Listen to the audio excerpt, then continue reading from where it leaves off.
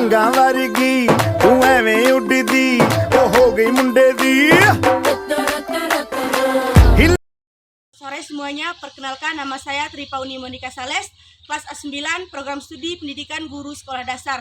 Di sini, di video ini saya akan menjelaskan tentang sejarah kepramukaan di Indonesia dan di dunia untuk memenuhi tugas mata kuliah pramuka.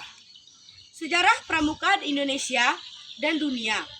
Pramuka atau Praja Muda Karana merupakan sebuah kegiatan pendidikan non-formal untuk mengembangkan skill dan pembentukan karakter.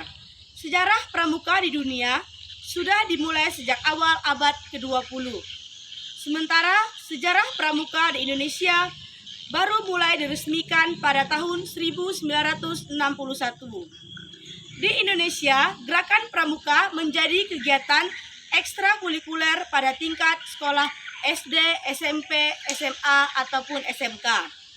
Tingkatan pramuka di Indonesia dibedakan menjadi kategori siaga, penggalang, penegak, dan pandega. Kegiatan pramuka menekankan pada pengembangan kemampuan lewat kegiatan menarik outdoor. Dalam istilah internasional, pramuka dikenal sebagai scouting atau scout movement. Sejarah pramuka di Indonesia. Gerakan pramuka di Indonesia dimulai sejak 1912. Cikal bakal pramuka di Indonesia adalah didirikannya organisasi Netherlands Paper Organization atau NPO dibentuk Belanda. Kemudian pada tahun 1916 organisasi tersebut berganti nama menjadi Nederland Instelling Pathfinder Vereniging NIPV. Istilah Panjiverens merupakan istilah untuk organisasi pramuka yang ada di negeri Belanda. Penggunaan istilah Pathfindery kemudian sempat mendapat larangan dari Belanda. Para tokoh nasional Indonesia kemudian mengganti istilah Panjivery dengan pandu atau kepanduan. Banyaknya organisasi kepanduan Indonesia, dibentuklah persaudaraan antara Pandu Indonesia atau PAPI pada tanggal 23 Mei 1928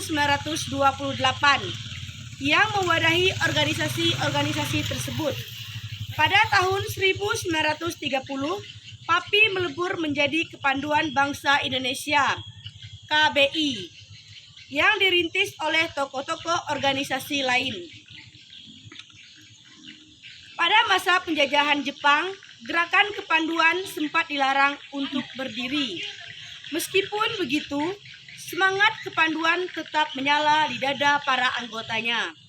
Barulah usai proklamasi kemerdekaan, tokoh kepanduan Indonesia membentuk Panitia Kesatuan Kepanduan Indonesia untuk membentuk satu wadah organisasi kepanduan di Indonesia.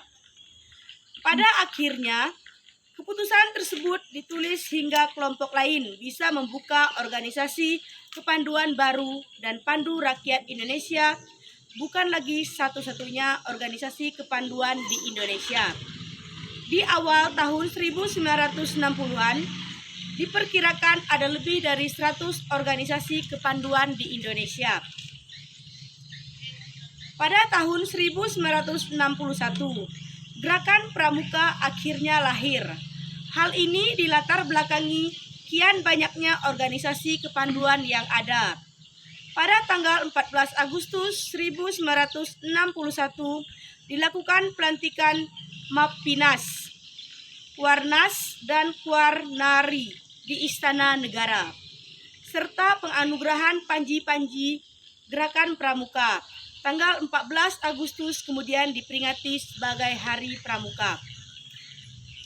Sejarah pramuka di dunia dimulai sejak awal abad 20. Baden-Powell dikenal sebagai pemerkarsa gerakan pramuka di dunia. Pada tanggal 25 Juli 1907, Baden-Powell yang menjabat sebagai Letnan Jenderal Inggris mengadakan perkemahan pramuka di Pulau Brown, Sea, Inggris. Pada tahun 1908, ia menulis buku Scouting for Boys. tentang prinsip dasar kepramukaan. Peluncuran buku tersebut menjadi cikal bakal lahirnya gerakan pramuka. Sejak itu, kian banyak muncul organisasi kepramukaan. Gerakan pramuka tidak hanya dikenal di Inggris, tapi juga di negara-negara lain di dunia.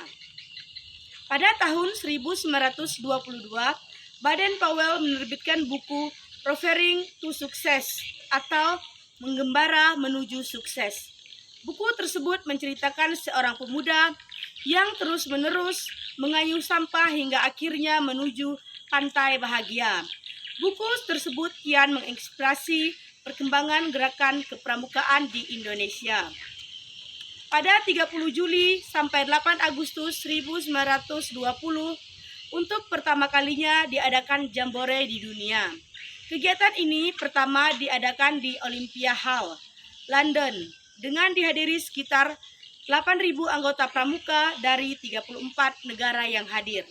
Di acara itu, Baden-Powell dinobatkan sebagai Chief Scout of the World atau Bapak Pandu Sedunia. Nah, itulah referensi sejarah pramuka di Indonesia dan di dunia.